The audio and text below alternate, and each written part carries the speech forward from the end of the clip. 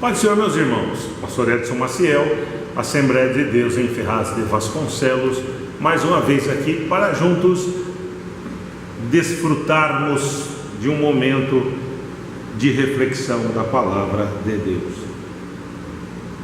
Antes de ir para os textos, você que está nos assistindo pela primeira vez, se inscreva no canal, clique no sininho aí para receber as notificações sempre que colocarmos um vídeo novo.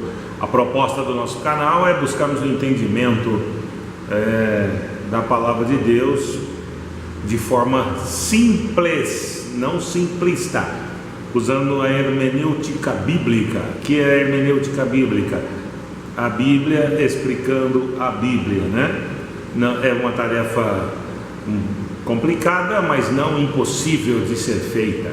Na maioria dos textos bíblicos, o próprio texto se explica, né? As dificuldades são nossas, somos nós que fazemos confusão, somos nós que geramos todo um transtorno, somos nós que, como diria Jesus, com as nossas tradições invalidamos as Escrituras, criamos doutrinas e em cima de doutrina pegamos versículos isolados, juntamos tudo, fazemos um RI, né, que é um regimento interno, colocamos nos nossos estatutos e a gente confunde o povo já não sabe mais nada, uma doideira sem tamanho. Eu quero falar de seita, meus irmãos. Seita, falei de heresia outro dia. As coisas estão interligadas, né? A palavra seita no sentido original é um movimento que sai do movimento original. Por exemplo, o cristianismo em relação ao judaísmo é uma seita. Os ensinos cristãos em relação aos ensinamentos judaicos são heréticos. Muito bem, vamos pensar, o pentecostalismo existe, né, século XV ali com Martinho Lutero para cá, né, existe a partir de Martinho Lutero para cá. Então até então era a Igreja Católica Apostólica Romana. O ensino de Martinho Lutero em relação à Igreja Católica é o ensino herético. O movimento de Martinho Lutero em relação ao movimento católico é seita, é sectário. Muito bem, vamos lá. Pentecostalismo é novo, não tem 200 anos ainda. Então o pentecostalismo em relação à reforma protestante é seita. Os ensinos pentecostais em relação aos ensinos protestantes são heréticos. E aí, então eu sou herético? Não sou herético. Hoje não, hoje a gente já consegue dialogar. O movimento ecumênico, né, que é esse diálogo entre as religiões e principalmente entre as vertentes cristãs, hoje está bem mais amplo, está mais aberto.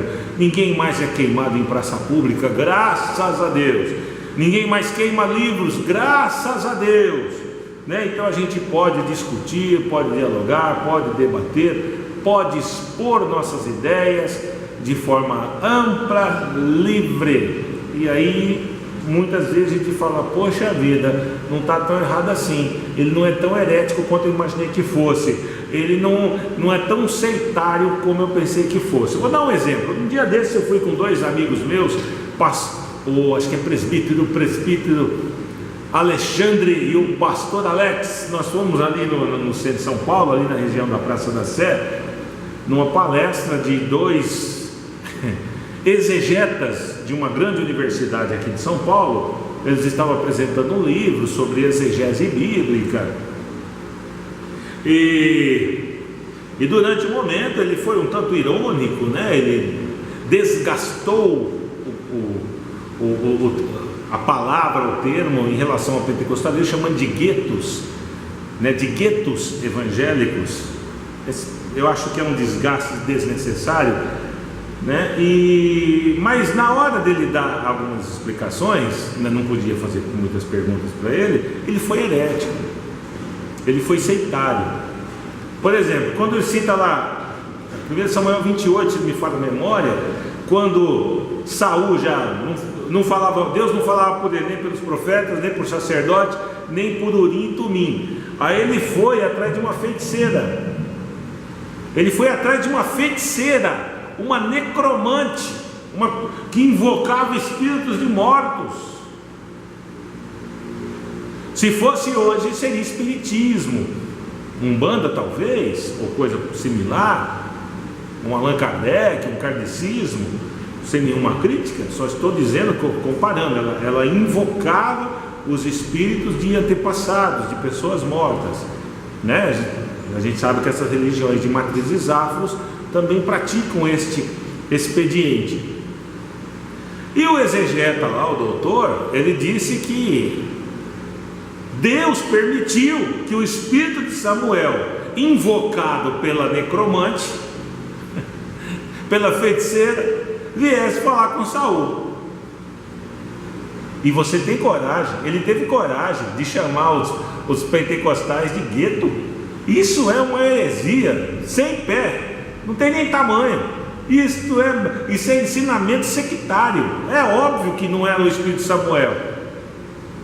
Não espalha, viu? Não espalha para ninguém. Olha lá o texto que está escrito assim. Saul fala assim: como que ele é? Como parece ser? Aí a mulher dá as explicações, né? Aí está o texto assim, ó: entendendo Saul que era Samuel. Não está escrito que era, está escrito que Saul entendeu que era. Ele já estava perturbado, endemoniado, ele já estava com a mente fechada, cauterizada por espíritos malignos. Ele entenderia o que fosse, ele entenderia qualquer coisa, porque Deus não falava mais com ele. Quando Samuel orou por ele, Deus mandou Samuel parar de orar, porque Deus já o tinha abandonado. Então, percebe que dentro da alta cúpula, dentro de uma grande universidade aqui de São Paulo, ensina isso, né? Falando que não, isso é uma blasfêmia, isso é uma heresia. Então esse moço é sectário. Ai, ai. Ó, a primeira vez que os cristãos são chamados de cristãos, a primeira vez, está em Atos 11, 26. Antes disso, eles são chamados de seita do Nazareno, lá em Atos 24, 5, 24, 14. E são chamados também de seita do caminho, que é em Atos 9, 2. E, se não me engano, é Atos 24, 22. Entenderam? Então era uma seita. Quando os cristãos... E olha que interessante, hein? Isso vale a gente pensar. A gente faz ceia uma vez por mês, né? Os primeiros cristãos, né, liderados por Pedro ali em Jerusalém, os demais apóstolos, eles iam lá assistir o culto judaico na sinagoga. Quando saíam da sinagoga, eles iam de casa em casa celebrar a ceia do Senhor, o ágape, a festa do ágape e a ceia do Senhor. Eram as duas, eles celebravam as duas coisas, né? O pessoal levava um monte de comida, eles celebravam, faziam o culto cristão, né? Celebravam a ceia do Senhor e depois compartilhavam um almoço, um lanche, um jantar. Bacana isso, né? Bacana. Eles eram chamados de seita do caminho ou seita dos nazarenos. Só lá no capítulo 24 que eles passam a ser chamados de cristãos. É bacana, né? Bacana isso. Agora, e nós, pentecostais, 2019, século 21, o que a gente está ensinando? Eu já disse outro dia aqui, né? Eu fui num culto dia desses, uma irmã, uma pastora, dirigente de uma igreja grande aqui na Zona Leste de São Paulo, falando que Tiago morreu ali no início do capítulo no livro de Atos, que ele morreu porque não deu tempo da igreja orar. Ai meu Deus, que vontade de levantar e ir embora. Meu Deus, que vontade de levantar e ir embora. Como que é isso, gente? Não deu tempo da igreja orar?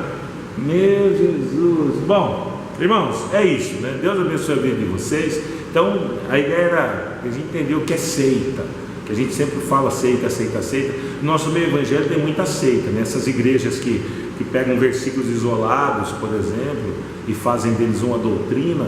O rebatismo, por exemplo, é uma heresia, uma blasfêmia.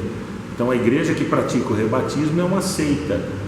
Por exemplo, negar a divindade de Jesus é uma blasfêmia, é uma heresia. Isso é uma blasfêmia, é uma heresia. Jesus ora na oração sacerdotal e fala: restaura-me com a glória que eu tinha antes.